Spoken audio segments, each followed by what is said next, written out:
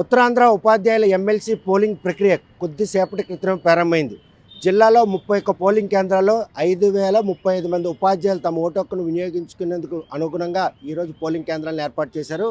ఈసారి మాత్రం కూటమి అభ్యర్థి రఘువర్మకు గట్టి పోటీగా మరో 2 పెద్ద ఉపాధ్యాయ సంఘాలు మాత్రం నిలబడినాయి. త్రిముఖ పోటీలో ఈరోజు కూటమి అభ్యర్థి గెలుపుకు మాత్రం ఒక గడ్డు కాలం నెలకొందనట్లో ఎటువంటి అతిశక్తి లేదు. ఈ విషయంలో ప్రస్తుతం పోలింగ్ కేంద్రంలో ఎటువంటి విధంగా పోలింగ్ ప్రక్రియ నడుస్తుందని మనం స్పష్టం చేస్తున్నాం. చూస్తుంటే పోలింగ్ కేంద్రాల మాత్రం కట్టుదిట్టమైన పోలీసు భద్రత ఏర్పాటు చేశారు. సార్వత్రిక ఎన్నికలు తలపించే విధంగా ఉపాధ్యాయుల ఎమ్మెల్సీ పోలింగ్ ప్రక్రియకు మాత్రం ఏర్పాట్లు చేశారనడంలో ఎటువంటి అతిశక్తి లేదు.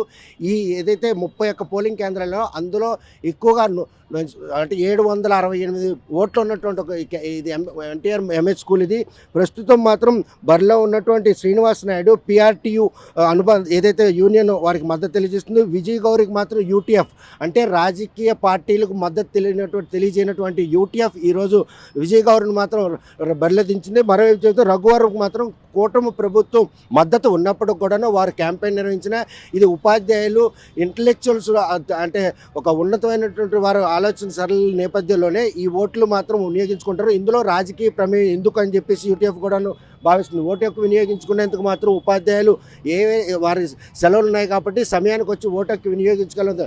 సార్వత్రిక ఎన్నికలు తలపించే విధంగా ఉపాధ్యాయులు తమ సంఘాలకు అనుగుణంగా మద్దతు తెలిసినట్టు అటువైపు చూస్తే కనుక అక్కడ క్యాంపెయిన్లు కూడా ఏర్పాటు చేసుకోరు. ఈ క్యాంపెయిన్ల ఏర్పాటు క్రమంలోనే ఎటువంటి అలజడి లేకుండా పోలీసు బందోబస్తు మాత్రం కట్టుదిట్టంగా ఏర్పాటు చేశారు.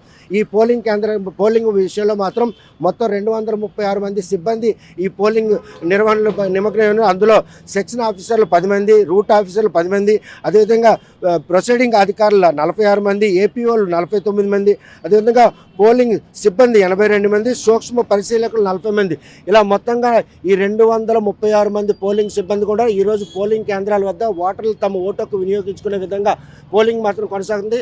సార్వత్రిక ఎన్నికలు తలపించే విధంగా జరుగుతున్నటువంటి ఈ పోలింగ్ ప్రక్రియకి మాత్రం ఉపాధ్యాయులైనా కూడా తమ ఓటు హక్కును వినియోగించుకోవడానికి వచ్చేందుకు అవసరమైనటువంటి అన్ని చర్యలు చేపట్టారు. పోలింగ్ సజావుగా నిర్వహించేందుకు పోలింగ్ కేంద్రాల వద్ద కట్టుదిట్టమైన పోలీసు బందోబస్తును కూడా ఏర్పాటు చేశారు. చూస్తే కనుక సార్వత్రిక ఎన్నికలను తలపించే విధంగా ఉపాధ్యాయుల ఎమ్మెల్సీ ఓటింగ్ ప్రక్రియ జరుగుతుందంటే దీన్ని ఏ విధంగా అంటే ప్రతిష్టాత్మకం తీసుకున్నారు. ఇటు కూటమి అభ్యర్థి రఘువర్మ గెలుపు కోసం కూటమి అభ్యర్థులు ఈరోజు ప్రచారం చేసినప్పుడు కూడాను వారిలో మాత్రం 2 బలమైనటువంటి ఉపాధ్యాయ సంఘాలు అభ్యర్థులు బడిలో ఉండడంతో వారికి మాత్రం గెలుపు అసాధారణంగా చేకూరే పరిస్థితి మాత్రం కనిపించట్లేదు. ప్రస్తుతం మాత్రం పోలింగ్ సజావుగా సాగుతుంది. అడుగడుగునా తనిఖీలు ఇస్తున్నారు. 200 మీటర్ల వరకు నుండి ప్రొబిట్ చేశారు. 100 మీటర్ల వరకు సెల్లను కూడా అనుమతించట్లేదు. ఒక సాధారణ ఓటర్ ఏ విధంగా ఓటు హక్కును వినియోగించుకుంటారో అదేవిధంగా ఉపాధ్యాయులు అయినప్పుడు కూడాను వారు కూడా ఆ ఓటు హక్కును వినియోగించుకున్నప్పుడు ఒక ఓటర్ కానీ పరిగణనలు తీసుకుంటున్నారు. ఇక్కడ ఎటువంటి అంటే ఒక రూల్స్ను వైలేట్ లేకుండా ఉపాధ్యాయులైనా కూడాను ఒక సాధారణ ఓటర్ మాదిరిగానే లోపలికి వెళ్ళి ఓటు హక్కు వినియోగించుకోవాలి. ప్రాధాన్యత క్రమంలో ఈ ఓటును పరిగణనలు తీసుకున్న నేపథ్యంలో మొత్తం 10 మంది బరిలో ఉన్నారు. అందులో త్రిముఖ పోటీ నెలకొనుంది. అందులోనూ కూటమి అభ్యర్థి రఘువర్మకు మద్దతు తెలపండి. ఈ పరిణామాలతో పాటు 2 ప్రధాన ఉపాధి సంఘాలకు సంబంధించిన అభ్యర్థి కూడా బరిలో ఉండడం. ఈ ఎన్నికలు మాత్రం కూటమి ప్రభుత్వం ప్రతిష్టాత్మకం తీసుకున్నా కూడా ఉపాధ్యాయ సంఘాలు కూడా 9 నెలల రాష్ట్ర పాలనలో ఉపాధ్యాయులకు చెల్లించాల్సిన డిఏలు కానీ అదేవిధంగా ఇతరత్ర బకాయిలు చెల్లించకపోవడం ఈ పరిణామాలన్నీ కూడా తమ సంఘానికి సంబంధించిన అభ్యర్థి గెలుస్తున్నారని ధీమా వ్యక్తం చేస్తుంది. కూటమి ఎవరైతే మద్దతు తెలిసి రఘువర్మ గెలుపు మాత్రం సునాయాసంగా వస్తుందన్న ఉద్దేశంతో కూటమి అభ్యర్థులు ఉన్నారు. కాకపోతే ప్రస్తుతం మాత్రం ఉపాధ్యాయుల ఎమ్మెల్సీ ఎన్నికల పోలింగ్ ప్రక్రియ మాత్రం సజావుగా జరిపేందుకు జిల్లా యంత్రాంగం మాత్రం ప్రతిష్టాత్మకం తీసుకుంది. పోలింగ్ సిబ్బందిని కూడా తదనుగుణంగా నిర్వహించింది. పోలింగ్ కేంద్రాల వద్ద ఎటువంటి అలజడి లేకుండా పోలీసులు గట్టిదట్టును భద్రత ఏర్పాటు చేశారు.